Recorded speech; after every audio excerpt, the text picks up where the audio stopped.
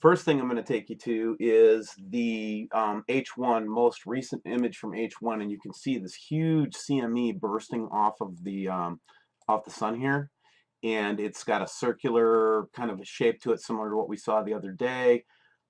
It's just an incredible, reaction of the sun, and it's important to know about this stuff. Okay. So the second thing I want to take you to is the Soho movie player, and we've got the most up-to-date images, but you can already see they're starting to try to block it and already start to do some photo manipulation here. But it is definitely happening right now. This is very recent footage. Then I'll go to the more core this stereo. Now, what's interesting about this particular photo is we actually caught a picture of our little winged object in the background.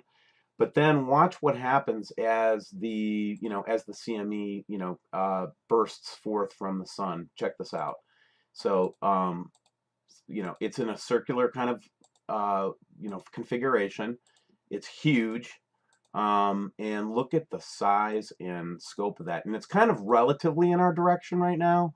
I took a look at the ENIL data just now, and it's still showing that we're going to get a geomagnetic storm today, a little tiny one, potentially disruptive, but it has not yet shown this CME on it. So as soon as as soon as that comes up on there, I'll try to take a look at it, and if it's something really serious, I'll come back on and talk about it on the air. But right now, I just wanted to give you a heads up that we have got a humongous CME coming off the sun. Let's take one more look at it here. Look at that thing, man. Unbelievable. Look at the size of that. And then here's the the view that we got from from this other view, and it just was starting to emerge, and we don't have any further pictures. And then finally go back to H1 again, so you can see that we're starting to see it. Here's the Earth, here's the CME. I don't know if we're going to be in the direct path of it at all. I can't tell yet. We need information from NASA and from NOAA to kind of tell what we're looking at. Okay. So while we're on this subject, though, I wanted to talk about Faraday cages. Okay, so you get these big CMEs. We're expecting there's going to be a lot of electrical activity as these different systems start to collide. And it's going to be important that you preserve some of your electronics if you want to get any communications or anything after these EMPs and CMEs happen. So today I thought would be a good idea for us to talk about Faraday cages a little bit. What a Faraday cage basically is a screen, basically a blocked-in screen of metal, preferably copper, that you can place electronic items inside, and anything that is externally electromagnetic will be isolated from those things inside. So let me give you a really simple example of how you could CME protect something in a practical application. You should have an AM/FM broadband radio ready to go. I don't care if you're a Nibiru prepper or not. Everybody should have a broadband radio. Go buy one online. Find where you can find the high frequency radio, and you'll be able to listen to ham stations and things like that.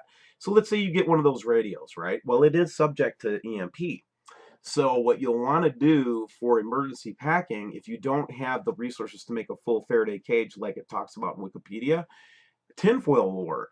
So if you wrap the item in tinfoil, that will actually act as a Faraday cage. So certain electronics and certain things that you find critical, if we were to lose power and we were to lose the grid, wrap them in tinfoil at a minimum. And then if you get more things like ham radios and things like that, you need to have a place to put all those things so that you have them after any kind of an EMP attack or any kind of an EMP system situation.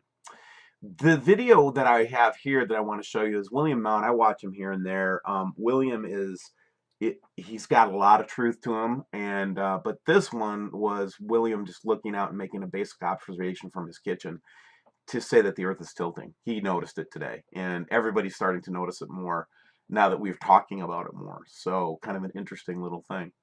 So I just wanted to give everybody a heads up again on this CME. Make sure that any of your most valuable electronics are at a minimum wrapped in tinfoil so that they can be, preserved from any kind of a potential electromagnetic storm from these types of things. What we're really worried about is one of these discharges hitting the Earth directly, and that's what we need to start preparing.